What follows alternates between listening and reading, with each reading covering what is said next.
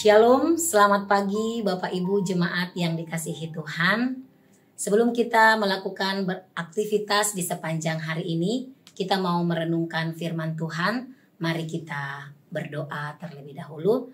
Terpujilah Engkau Tuhan kami Yesus Kristus yang sangat mengasihi kehidupan kami. Terima kasih untuk nafas hidup yang masih Tuhan percayakan hingga saat ini. Sebentar ya Tuhan, kami mau membaca, merenungkan kebenaran firman-Mu. Tuhan Yesus tolong kami. Dalam nama Tuhan Yesus kami berdoa, kami memohon. Amin. Ya, pembacaan firman Tuhan pada pagi hari ini terambil dari kitab 1 Raja-Raja 17 ayatnya yang ke-8 hingga ayatnya yang ke-16. Namun saya hanya akan membaca ayat 14 hingga ayatnya yang ke-15. Demikian firman Tuhan.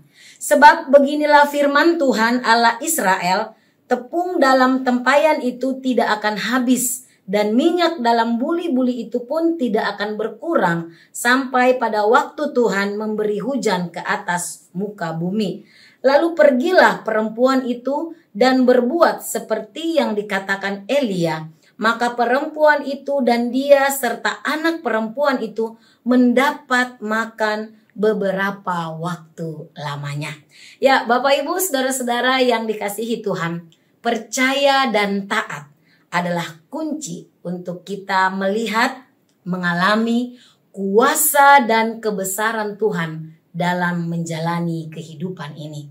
Di dalam pembacaan firman Tuhan dalam kitab 1 Raja-Raja 17 ini, kita melihat bagaimana Allah memelihara kehidupan Elia dan juga seorang janda dikatakan dalam nats ini. Tuhan mengasihi kehidupan umatnya yang sungguh percaya dan taat. Kalau di dalam nats sebelumnya kita melihat bagaimana Tuhan memelihara Elia di tepi sungai Kerit dengan mengirimkan seekor burung gagak untuk memberi makan Elia. Nah, di dalam nats ini dikatakan Tuhan memerintahkan Elia untuk pergi karena sungai Kerit sudah kering dan dia harus berangkat, dan Tuhan katakan dia akan dipelihara melalui seorang janda. Dan kita melihat bagaimana sungguh itu dinyatakan mujizat Tuhan terjadi melalui seorang janda yang sebenarnya kehidupannya juga sudah sulit begitu ya. Dan kita lihat di dalam ayat 12 ketika dia mengatakan, demi Tuhan Allahmu yang hidup, sesungguhnya tidak ada roti padaku sedikit pun kecuali segenggam tepung dalam tempayan dan sedikit minyak dalam buli-buli. Dan sekarang aku sedang mengumpulkan 2-3 potong kayu api, kemudian aku mau pulang dan mengolahnya bagiku dan bagi anakku, dan setelah kami memakannya, maka kami akan mati. Kita melihat bahwa kondisi janda di Sarfat ini bisa kita katakan miskin, susah. Ya, tapi kita melihat bagaimana mujizat Tuhan nyatakan di dalam kesulitan hidup yang dia derita. Tuhan menyatakan kuasanya. Ketika Nabi Elia sampai di sana dan diperintahkan kepada janda ini untuk mengolah makanan itu, dan kita melihat di ayat yang ke-15 yang tadi kita baca bahwa perempuan itu melakukan apa yang Elia katakan, dan dikatakan di sana tepung dalam tempayan itu tidak habis dan minyak dalam buli-buli itu tidak berkurang, seperti firman Tuhan yang diucapkan dengan perantaraan Elia. Kita melihat percaya dan taat itu menjadi sesuatu hal yang sangat penting, dan kita akan melihat kebesaran Tuhan, kemahakuasaan Tuhan dinyatakan di dalam kehidupan kita.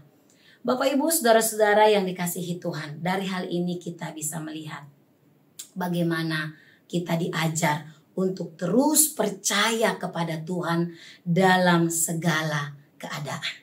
Percaya kepada Tuhan dalam segala situasi. Apapun yang kita hadapi saat ini, belajarlah untuk tetap percaya. Tuhan punya kuasa untuk melakukan segala hal.